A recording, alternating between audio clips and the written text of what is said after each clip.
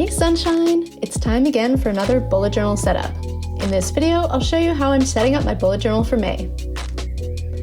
This video was incredibly difficult for me to film. The biggest challenge was just a pure lack of energy for drawing and filming. The plague that shall not be named finally came knocking on my door, and I was feeling really crummy while I was trying to draw this. My hands felt so shaky and my concentration just wasn't there. Another challenge this month was that I recently updated all my Patreon perks. Don't worry, this ties in, I promise. Something I've done since I first launched my Patreon was offer printable versions of my bullet journal themes to those who pledged. I did it because I was new to this whole thing and I didn't know what I had to offer, so I saw others creating printables and thought, well heck, I'm a designer, I can Photoshop stuff, I can do that too. What didn't make sense was that it kind of goes against the whole point of my channel. I mean, my whole thing is to encourage you to try this yourself. I want bullet journaling and organizing and drawing to be accessible to everyone. So why would I try to sell you something when you and I both know you could totally make it yourself, right? So how does this tie back into this May setup? Well, with printables off my plate, I was able to be a lot more creative with this month's setup. I can use Dutch doors because I'm not worried about how it'll print.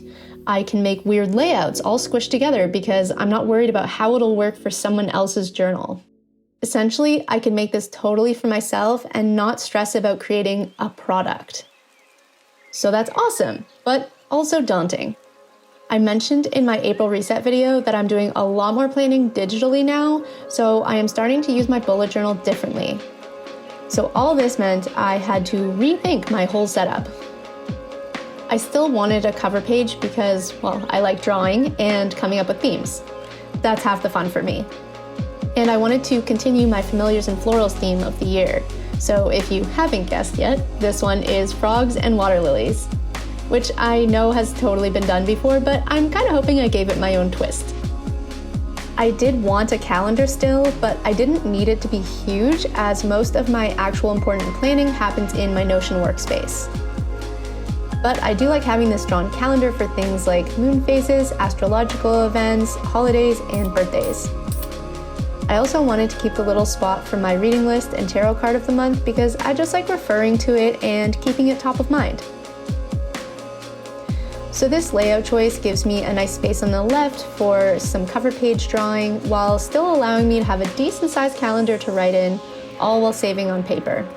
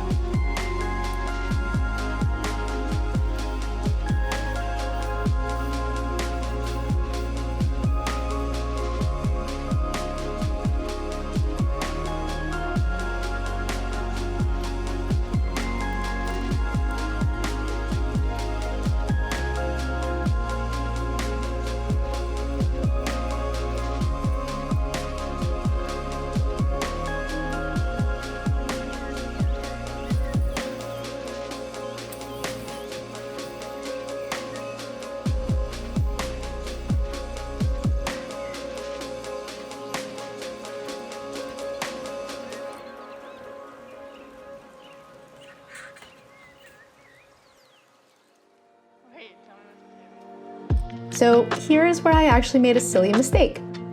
I didn't film it because frankly, I was just super frustrated in the moment when I realized.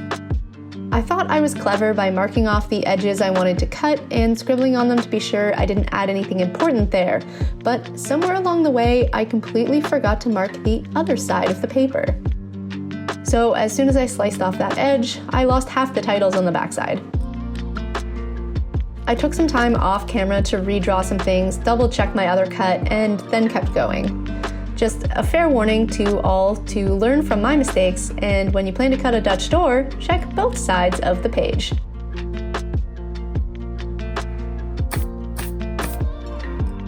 So for my trackers, I wasn't worried about making it a perfect habit page and mood page for the sake of it becoming a printable.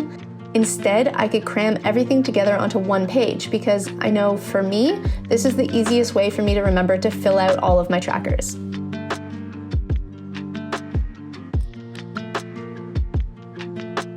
I brought back an idea I've done a few times in the past as well, which is to include moon phases in the days across the top so I can see if and how it affects things like my energy and sleep.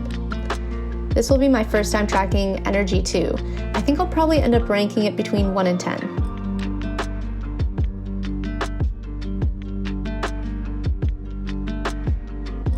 If you watched my last That Girl Journey video, you'll know my habit building is not going at all to plan so far this year. I'm going to have to give meditation a third try. I got better at it this month and started to really enjoy it. I honestly feel so much better when I remember to do it. But then I got sick and I became a blob for a week. Maybe we count that as a full week of meditation? All that to say, I don't know for sure yet what habits I'll choose to track for May. That's a problem for future Cady.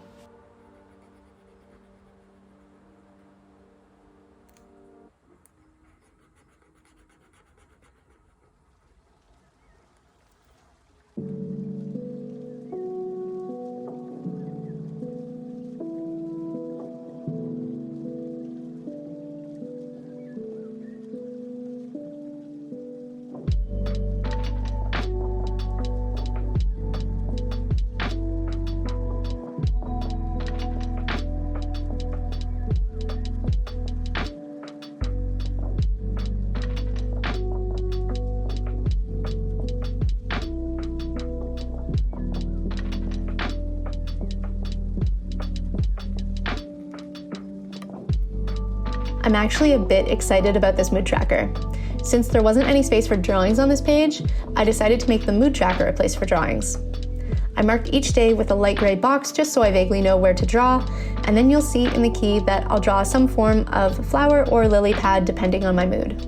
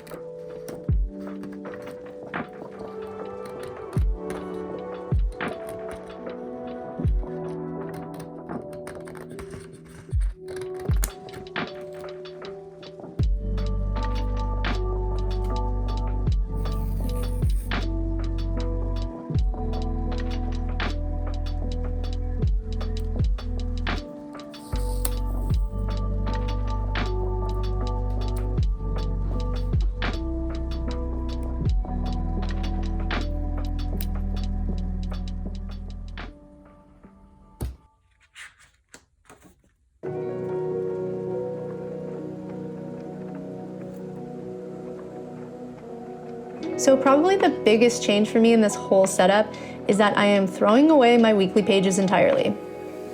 I just do so much of that day-to-day task tracking in Notion that it became a waste of space, or worse, I was doubling up on work by adding tasks to Notion while also writing them into my bullet journal.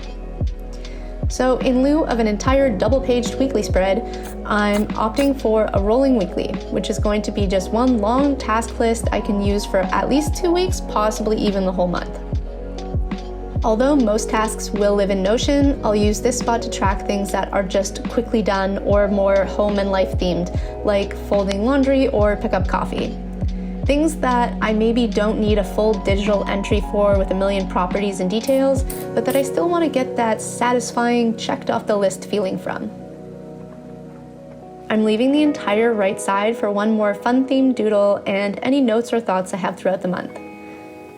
Even though I've moved to more digital planning methods, I still find some things need to be mind mapped or worked out on paper first. To complete the layered effect of the page edges, I had to add one more piece of washi tape on this page. I've seen a few people make these sort of tabbed Dutch doors with the washi on the edge to layer colors and patterns, and I am so happy I finally got to try it myself. Although I will be more careful about where I cut in the future. I'm lucky I only cut through titles and not any complicated drawings or layouts.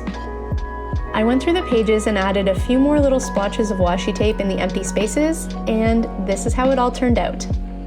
It's definitely a big change from my normal layouts. I think I've gone from around 7 full spreads to 3. But overall, it just felt really good to be able to experiment a little more and really make it my own. If you want to know more about the new Patreon perks I mentioned, I'll pop the link in the description. The one I'm most excited about is that I created my own Discord server. Only a few channels are locked for patrons, so if you'd like to join the chat, feel free. I'll also link it below. Make sure to subscribe for more witchy planning content if you haven't already, and as always, thank you so much for watching. Until next time.